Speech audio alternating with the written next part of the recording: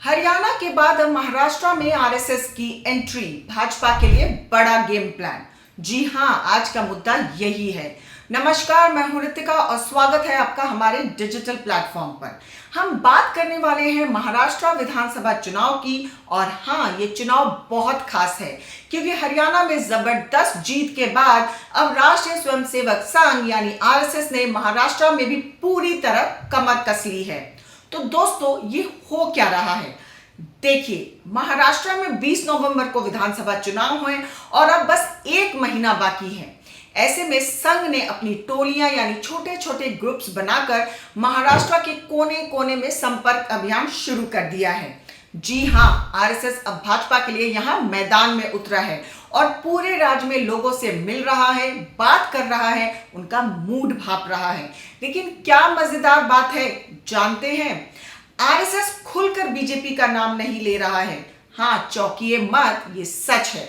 संघ का तरीका थोड़ा अलग है। वो क्या करता है? लोगों से हिंदुत्व, राष्ट्रहित, विकास, सुशासन जैसे मुद्दों पर बात करता है। अब आप सोच रहे होंगे कि इससे बीजेपी को फायदा कैसे होगा। तो भाई साहब, ये तो संघ की पुरानी ट्रिक है। ये लोग सीधे राजनीति की बात नहीं करते, बल्कि लोगों के मन में धीरे धीरे ऐसे मुद्दों पर राय बनाते हैं जिनसे बीजेपी को सीधे फायदा होता है। आपको हरियाणा का चुनाव तो याद ही होगा। हाँ, वही जहां भाजपा ने हैट्रिक मारी थी। आपको पता है, उस जीत में भी संघ का ही हाथ था। वहां भी आरएसएस ने 1 लाख से ज्यादा छोटी छोटी बैठकें की थी और दोस्तों, ये बैठकों ने कमाल कर दिया था। लोगों की जो भी समस्याएं थी, जैसे कि अग्निपथ भर्ती योजना पर उठे सवाल या किसानों के मुद्दे, संघ ने सब संभाल लिया।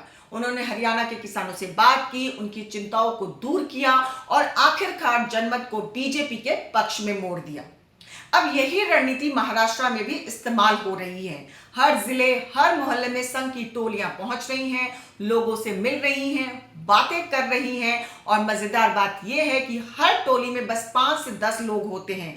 ये एकदम छोटे छोटे ग्रुप में बैठकर लोगों के मुद्दे सुनते हैं और उनसे राष्ट्रहित, हिंदुत्व, लोक कल्याण, विकास की बातें करते हैं। यानी एकदम फोकस्ड और पर्सनल अप्रोच।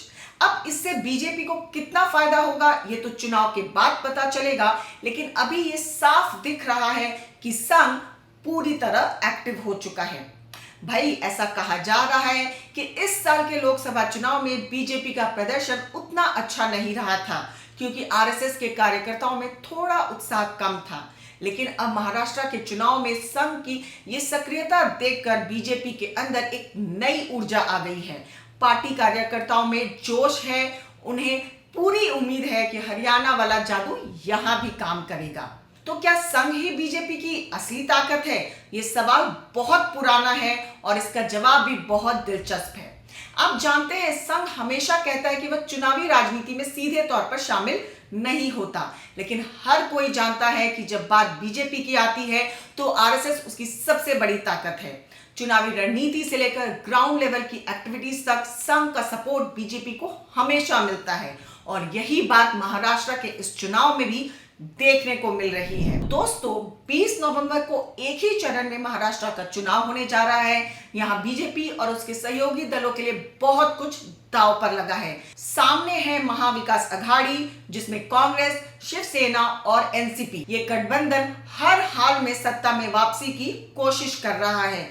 लेकिन संघ की ये नई रणनीति और टोलियों का जमीनी काम इस बार चुनाव का पूरा गणित बदल सकता है।